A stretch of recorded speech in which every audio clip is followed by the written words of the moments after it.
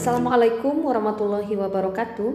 Oke sahabat excellent, pada video kali ini kita akan melanjutkan membahas tentang penjumlahan dan pengurangan vektor. Jika pada video sebelumnya kita sudah membahas bagaimana cara menjumlahkan dan mengurangkan vektor dengan menggunakan rumus. Nah, pada video kali ini kita akan membahas bagaimana cara menjumlahkan dan mengurangkan vektor dengan menggunakan gambar atau metode grafis.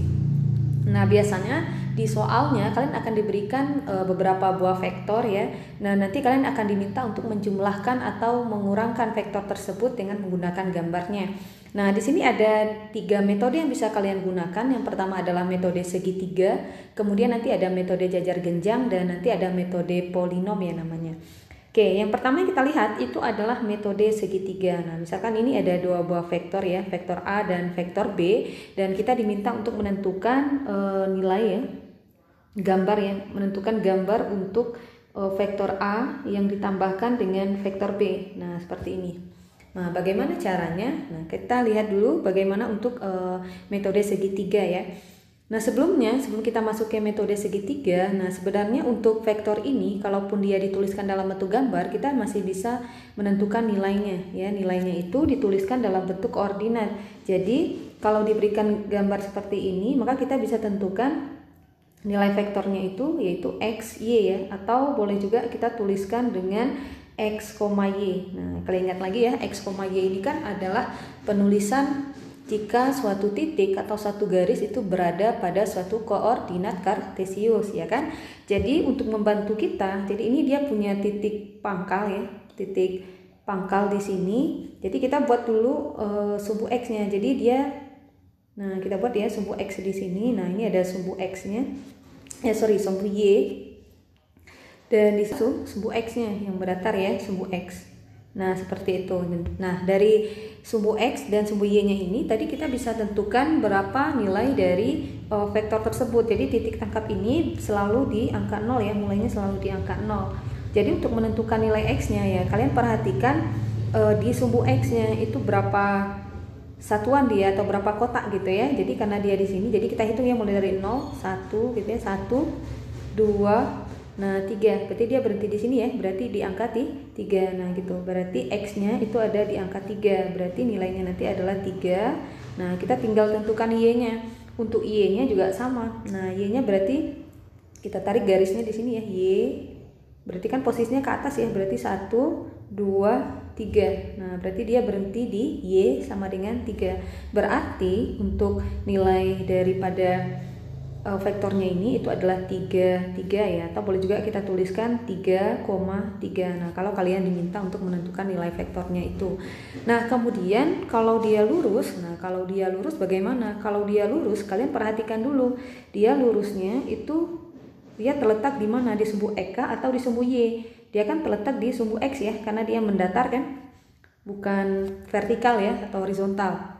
Nah, ini kan posisi B-nya horizontal atau mendatar. Jadi kalian cukup perhatikan karena dia terletaknya di sumbu x ya. Jadi kita hitung saja kotaknya, 1, 2, 3, ada 4 ya kan. Berarti x-nya 4. Nah, y-nya tentu saja 0 dia. Nah, seperti itu. Tapi kalau misalkan vektornya, nah misalkan vektornya seperti ini ya, misalnya gini ya. Nah, berarti dia terletaknya di mana? Di sumbu y, berarti x-nya yang 0. Berarti kalau kita tentukan nilainya, berarti x-nya 0, y-nya kalian tinggal hitung kotaknya, 1, 2, 3. Berarti 0,3 atau 0,3. Nah, itu nilai dari vektornya. Oke, paham ya? Nah, sekarang kalau kita diminta untuk menentukan nilai A ditambahkan dengan B, oke, ini saya hapus dulu ya. Diminta untuk menentukan nilai A ditambahkan dengan B. Kalau dia mintanya dalam bentuk nilai, kalian bisa langsung masukkan nilai A-nya tadi berapa. Nilai A, vektor A maksudnya itu adalah 3 ya. Kemudian B itu adalah 40 tadi. Nah, ini bisa kita tentukan. Maka nanti kita akan dapatkan, nah ini tinggal kalian tambahkan 3 tambah 4 itu sama dengan 7, 3 tambah 0 itu adalah 3. Jadi nilai untuk vektor A ditambahkan dengan vektor B itu adalah 73 ya, atau 7,3 ya, di koordinat 7,3. Tetapi kalau kalian diminta untuk menentukan hasil jumlah vektor tersebut tapi dengan menggunakan gambar, caranya seperti apa? Nah, kita lihat dulu. Yang pertama adalah dengan menggunakan metode segitiga. Jadi metode segitiga ini caranya adalah karena yang di sini yang ditambahkan adalah A yang ditambahkan dengan B gitu ya. Berarti yang kalian tulis terlebih dahulu itu adalah vektor A-nya. Nah, ya yang digambarkan maksudnya yang kalian gambarkan terlebih dahulu itu adalah vektor A-nya. Nah, kalian perhatikan vektor A-nya. Vektor A-nya tadi berapa? 3,3 ya. Jadi panjang vektor, kemudian nilainya tidak boleh kita rubah. Jadi dia harus sama dengan yang ada di gambarnya gitu ya. Jadi kita tuliskan di sini vektornya itu adalah 3,3. Berarti kalau kita mulainya dari sini misalnya, oke. Kita mulai dari sini ya. Misalnya kita mulai dari sini, berarti kita hitung kalau 3 berarti X-nya 3 ke kanan, Y-nya 3 ke atas ya. Berarti 1 2 3. Nah, ke atasnya juga 3. 1 2 3. Berarti dia di sini ya. Nah, gitu.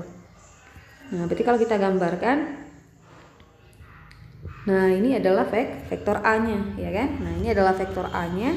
Jadi gambarnya harus persis sama. Nah, kemudian kita gambarkan lagi untuk vektor B-nya. Jadi kalian harus mulai dari vektor A karena dia A yang ditambahkan ya, vektor A yang ditambahkan dengan B. Kalau dia vektor B tambah A, ya nanti beda ya, nanti B-nya kita gambarkan terlebih dahulu. Nah, sekarang kalian gambarkan untuk vektor B-nya. Nah, kalian gambarkan untuk vektor B-nya. Jadi untuk vektor B itu caranya itu adalah kalau untuk metode segitiga. Nah, jadi kepala atau panah ya, panah si A ini. Nah, panah si A ini atau panah vektor yang pertama ini dia harus bertemu dengan ujung si B. Nah, jadi harus bertemu dengan ujung si B. Jadi B-nya tidak boleh kita letakkan di sini, ya kan? Kenapa? Karena kalau kita letakkan di sini berarti ujung bertemu dengan ujung. Nah, itu tidak boleh. Karena aturan segitiga itu berarti panahnya yang harus bertemu dengan ujungnya, otomatis kan vektor B-nya harus kita letakkan di sini. Berapa besarnya? Ada 4. Berarti kita hitung kotaknya 1 2 3. Nah, seperti 4 ya. Nah, ini adalah vektor B-nya. Nah, seperti itu. Nah, yang mana hasil A ditambah B, kalian tinggal tarik garisnya. Nah, kalian tinggal tarik garis ke sini ya, hubungkan dari ujung tadi ke ujung. Nah, di sini. Nah, maka panahnya juga di sini ya, mengikuti panah dari vektor B-nya. Nah, maka inilah nilai vektor A yang ditambahkan dengan vektor B. Nah, ini menurut aturan segitiga. Nah, kalau seandainya kalian diminta untuk menjumlahkan B ya, B yang ditambahkan dengan A. Kalau dengan menggunakan metode gambar, berarti yang kalian gambarkan terlebih dahulu ya, itu adalah vektor B-nya. Jadi kita gambarkan dulu B-nya tadi ada 4 ya, berarti 1 2 3 4. Nah, ini adalah vektor B-nya gitu ya. Nah, untuk vektor A-nya, nah vektor A-nya itu kita letakkan di mana? Oke, sorry, B-nya kita buat di atas ya.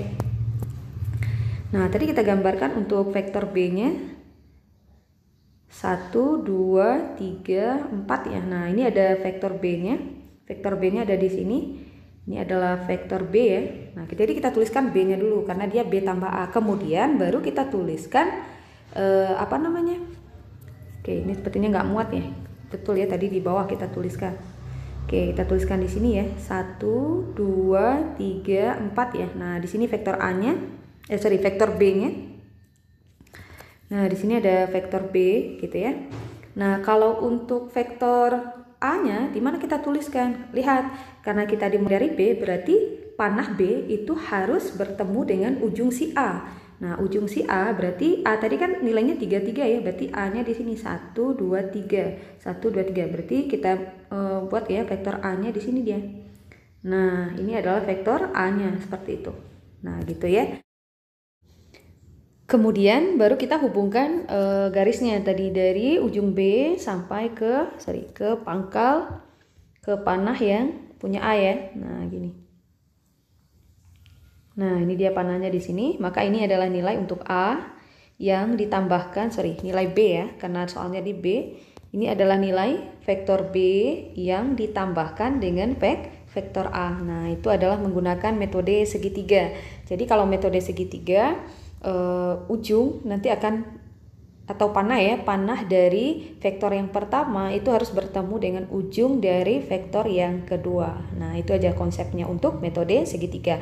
Nah, bagaimana untuk pengurangan? Oke, kita lihat untuk yang pengurangannya.